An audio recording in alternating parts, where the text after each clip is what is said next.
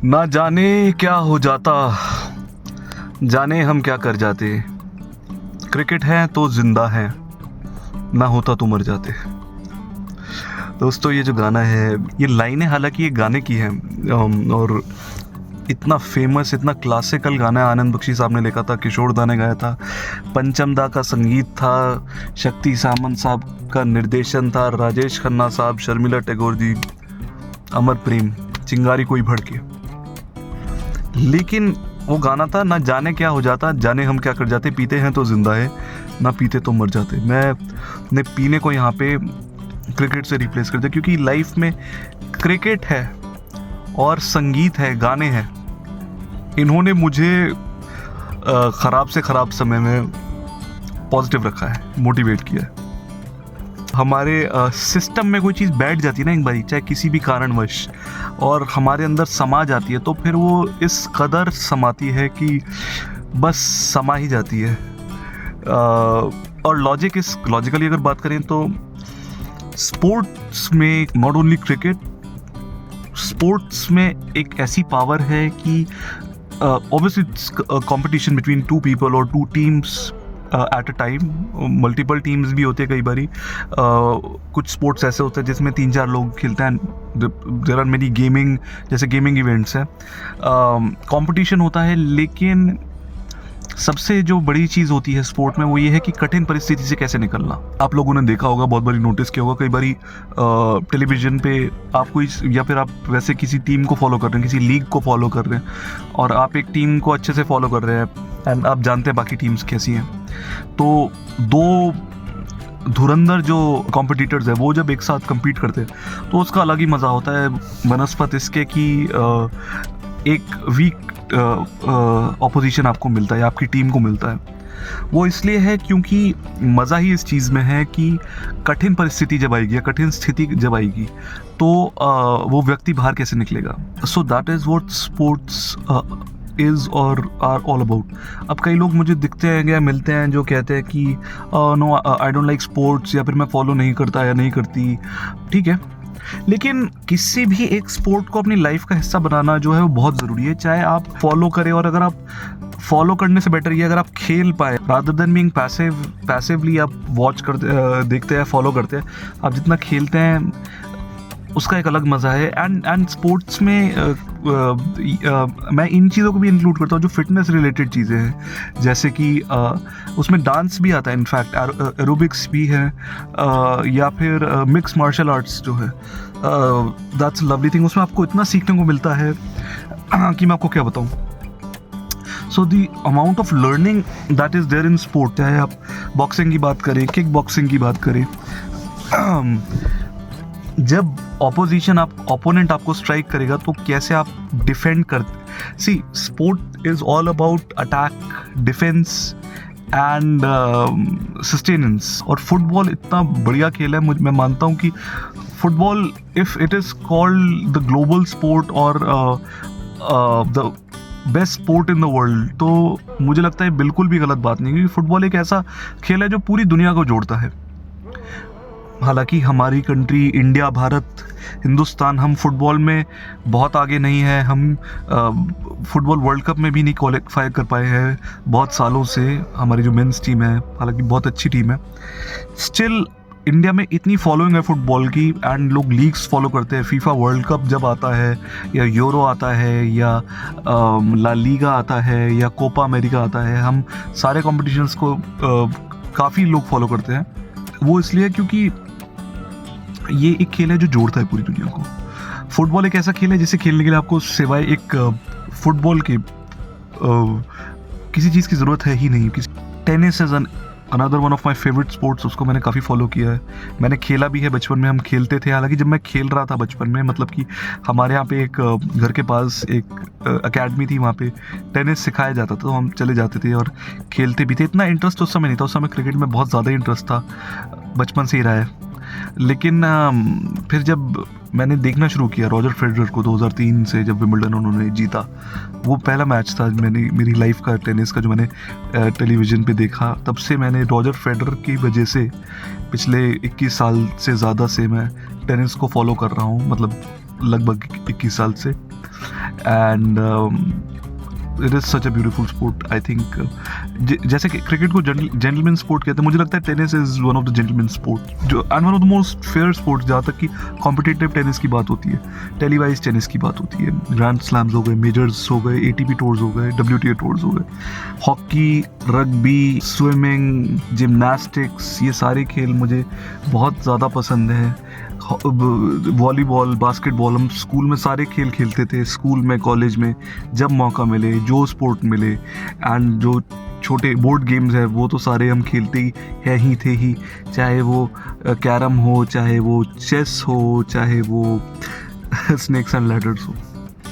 Cricket मुझे क्यों इतना ख़ास खेल लगता है? देखिए, क्रिकेट के बारे में सबसे जो अच्छी बात है वो ये है कि मुझे ऐसा लगता है कि जितनी वेरिएशन ये खेल ऑफ़र करता है, जहाँ तक कि स्किल लेवल की बात है, उतना कम खेल ऑफ़र करते हैं, मुझे ऐसा लगता है.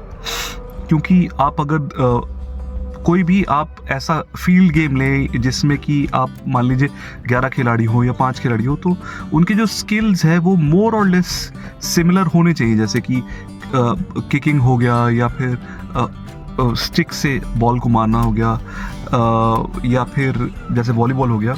उसमें ठीक है, हर एक की पोजीशन अलग है, मैं मानता हूँ, लेकिन एक लेवल पे स्किल आपका सिमिलर होना बहुत ज़रूरी है. क्रिकेट की जहाँ तक बात आती है वो ये है कि अगर बल्लेबाजी की बात करें तो आप अटैकिंग बैटर हो सकते हैं, आप डिफेंसिव बैटर हो सकते हैं, आप एक एंकर की तरह हो सकता है, पूरी इनिंग्स बनाएं. अगर आप बॉलर है तो आप आपके हाथ अलग अलग हो सकते हैं, चाहे लेफ्ट आर्म हो, राइट आर्म हो, वो अलग बात है. अच्छा, कई सारे स्पोर्ट्स हैं जो कि उससे भी लिमिटेड है कि राइट हैंडर्स ही खेल सकते हैं, जैसे कि हॉकी है, या फिर आपको राइट हैंडेड प्रैक्टिस करना ज़रूरी है. क्रिकेट में ऐसा नहीं है. हालांकि गली के क्रिकेट में हम कई बार ऐसा करते हैं कि एक साइड की बाउंड्री रखते हैं, तो फिर उस प्लेयर को, लेफ्ट हैंडर को, अगर सबके लिए राइट हैंडर्स के लिए लेग साइड की बाउंड्री है तो लेफ्ट हैंडर को ऑफ साइड मारना पड़ेगा, तो क्या वो उस हिसाब से एडजस्ट कर लेते हैं. लेकिन कॉम्पिटिटिव क्रिकेट में चाहे आप लेफ्ट आर्मर हो, राइट आर्मर हो एज अ बॉलर, या लेफ्ट हैंडेड बैटर हो, राइट हैंडेड बैटर हो, आप खेल सकते हैं. बॉलिंग में आप ये देखिए कि आप फास्ट बॉलिंग भी होती है, जो एक्सप्रेस स्पेस होती है, उसके अंदर आप हो सकता है बहुत फास्ट हो सकता है आप एक मीडियम पेसर हो या फास्ट मीडियम बॉलर हो, और आप बॉल को स्विंग करना जानते हो. और एज स्लो बॉलर आप हो सकता है कि फिंगर स्पिनर हो या रिस्ट स्पिनर हो. तो you can be a slow left arm bowler, you can be a left arm chinaman bowler, you can be a right arm off spinner और right arm leg spinner. Then आप fast pace के हिसाब से medium fast हो सकते हैं.